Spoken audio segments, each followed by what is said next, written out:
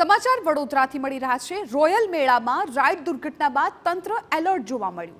ગોરવાના મોલમાં gaming zone ગેરકાયદે ચાલતો હોવાની માહિતી મળી। તપાસ કરતા પરવાનગી નહીં લીધેલી હોવાનો ખુલાસો થયો। પોલીસે ગેમ ઝોન સંચાલક વિરુદ્ધ ગુનો નોંધી કાર્યવાહી શરૂ કરી છે।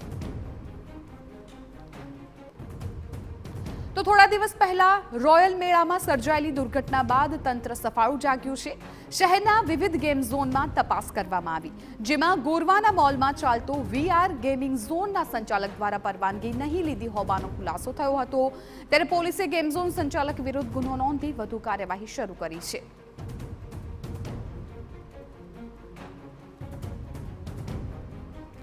તો ગેમિંગ ઝોન ગેરકાયદે ચાલતો હોવાનું ખુલ્યું છે। ગેમ ઝોનના સંચાલક વિરુદ્ધ હાલ તો ગુનો દાખલ કરવામાં આવ્યો છે। મહત્વપૂર્ણ છે કે રોયલ મેળામાં જે દુર્ઘટના ઘટી છે ત્યારબાદ તંત્ર એલર્ટ મોડ પર જોવા મળ્યું છે અને જ્યાં પણ ગેમ ઝોન ચાલી રહ્યા છે ત્યાં તપાસ કરવામાં આવી રહી છે। ત્યારે ગોરવાના મોલમાં ગેમિંગ ઝોન પર તપાસ કરતા ત્યાં કોઈ પણ પ્રકારની પરવાનગી ન લીધી હોવાનું સામે આવ્યું છે। સંવાદદાતા અંજલિ ઓઝા મામલે વધુ જાણકારી આપી રહ્યા છે। અંજલિ, ક્યાં ક્યાં તપાસ કરવામાં આવી છે અને શું વિગતો મળી રહી છે?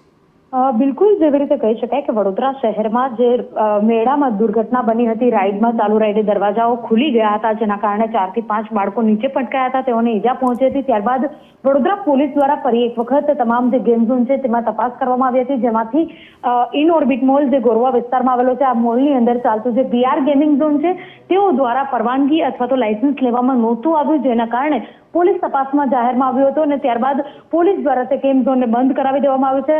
મહત્વની વાત અહીંયા આગળ છે કે તમામ જે આરોપીઓ છે, ગેમ ઝોનના સંચાલક સહિતના જે આરોપીઓ છે તેઓ હજુ પણ પોલીસ પકડથી બહાર છે અને પોલીસ દ્વારા તેઓને પકડવા માટેની તજવીજ હાથ ધરવામાં આવી છે। જે પ્રકારે સૂત્રો તરફથી માહિતી મળી રહી છે કે આરોપીઓ મુંબઈના રહેવાસી છે અને પોલીસ દ્વારા મુંબઈથી આરોપીઓને પકડવા માટેની કામગીરી શરૂ કરી દેવામાં આવી છે। જી બિલકુલ અંજલિ, આભાર સમગ્ર માહિતી બદલ। તો હાલ તો જે આરોપીઓ છે તેમની તપાસ કરવામાં આવી છે।